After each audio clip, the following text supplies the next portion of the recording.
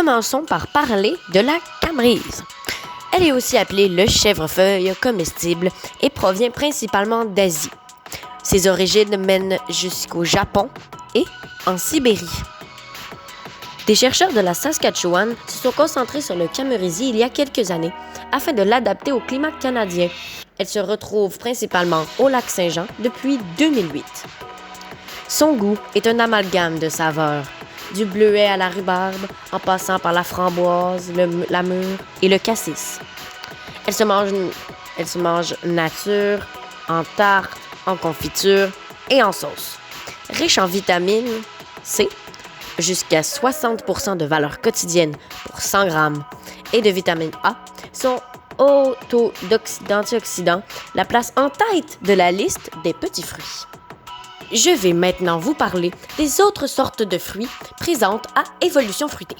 Débutons avec la mélange, le fruit de l'arbre, la mélanchie. Ce fruit est aussi appelé la petite poire. Elle avait une grande valeur pour les tribus amérindiennes. Celle-ci faisait chauffer les fruits au soleil, séchés plutôt, pour en faire du pinican, un aliment composé de viande, de gras et de fruits séchés. On la mange fraîche ou séchée, en tarte ou en confiture. La mélange est très riche en antioxydants et remplie de vitamines et minéraux.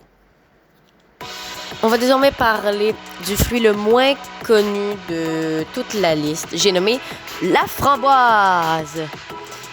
Elle fait partie de la famille des rosacées. Historiquement, les baies ont été les premiers aliments consommés par l'homme, avant même les herbes ou les graines. Aujourd'hui, il existe plusieurs dizaines de variétés de framboises, pouvant être rouge rosé, noire, orange, jaune, ambrée ou blanche. On peut évidemment les déguster nature ou en confiture. On peut aussi faire des tartes et même des vinaigrettes. Aussi, elle est pleine d'antioxydants. Et plus les framboises sont foncées, plus elles en contiennent. Elles sont aussi riches en vitamine C et en fibres. Je vais vous parler maintenant de la groseille. Il en existe deux types, c'est la grappe et c'est la maquereau. C'est la grappe est constituée de petites baies connues au Québec comme gadelle rouge et gadelle blanche. Les grappes noires sont une espèce séparée, connue sous le nom de cassis. Les groseilles à maquereau sont plus grosses que celles à grappe. Elles se développent en solitaire et non en grappe. En Europe, on appelle groseille ce qui, au Québec, est nommé gadelle, ce qui peut porter à confusion. Maintenant, je vais vous parler du sureau, et plutôt de la baie du sureau. Les propriétés médicinales et la facilité avec laquelle on cueille le sureau fait de celui-ci un fruit de choix pour les Amérindiens qui le consommaient en ragoût avec de la viande ou du poisson.